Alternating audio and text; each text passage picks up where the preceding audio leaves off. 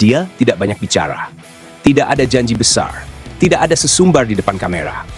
Tapi ketika sesi kualifikasi di Prancis berakhir, satu nama muncul di barisan depan hasil akhir, dan itu bukan nama yang paling lantang sebelumnya. Di akhir pekan Moto3 2026, Veda Ega Pratama kembali menunjukkan bahwa performa di lintasan jauh lebih penting daripada kata-kata sebelum balapan. Sejak sesi praktis, ia tampil konsisten dan percaya diri. Hasilnya cukup untuk mengantarnya langsung ke sesi Q2, sebuah keuntungan besar dalam pertarungan kualifikasi yang sangat ketat. Catatan waktunya di praktis menjadi sinyal kuat. Ia mencetak waktu 1 menit 40,304 detik. Dalam persaingan sepersekian detik, itu adalah pernyataan serius bahwa ia siap bertarung di barisan depan. Memasuki sesi Q2, tensi meningkat drastis. Para pembalap langsung saling menekan sejak awal. Veda termasuk dalam rombongan yang silih berganti memimpin catatan waktu. Posisi teratas terus berubah, membuat sesi ini terasa seperti duel gigi dan keberanian. Di tengah persaingan itu, Brian Uriarte, rival Veda sejak masa Red Bull Rookies, sempat mencatat waktu tercepat dan memimpin. Namun lap tersebut kemudian dibatalkan karena pelanggaran track limits di tikungan ke-14. Keputusan itu mengubah peta persaingan secara cepat.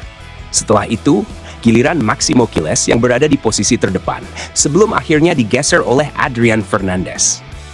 Perubahan posisi berlangsung cepat, menunjukkan betapa rapatnya selisih waktu di antara para pembalap muda terbaik dunia.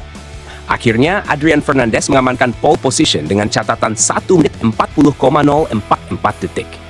Maximo Quiles berada di posisi kedua, disusul Joel Kelso di tempat ketiga. Sementara persaingan di belakang mereka tetap berlangsung ketat hingga detik terakhir. Di tengah tekanan tersebut, Veda Ega Pratama berhasil mengamankan posisi start ke-6. Hasil ini menempatkannya di barisan kedua, posisi yang sangat strategis untuk menyerang sejak awal balapan. Ia menjadi salah satu pembalap dengan performa paling stabil sepanjang akhir pekan. Sebaliknya, Hakim Danish, yang sebelumnya sempat menyatakan keyakinan akan start di 5 besar, harus puas di posisi 12. Hasil ini menjadi pukulan tersendiri, karena ekspektasi yang sempat ia bangun tidak terwujud di lintasan. Dan seperti yang sering terjadi di dunia balap, trek tidak pernah bisa dibujuk oleh kata-kata. Veda memilih pendekatan berbeda. Ia tidak banyak berbicara, tetapi bekerja dalam senyap. Dan hasil kualifikasi membuktikan bahwa konsistensi serta fokus mampu membawa hasil nyata. Saat race dimulai, persaingan kembali memanas. Start menjadi momen krusial, dan Veda mampu menjaga posisinya dengan baik. Ia tampil sabar, membaca situasi, dan memanfaatkan peluang ketika ruang terbuka. Perlahan namun pasti, ia naik posisi dan terus berada dalam grup terdepan. Ketika bendera finish dikibarkan, Veda berhasil menyelesaikan balapan di posisi keempat.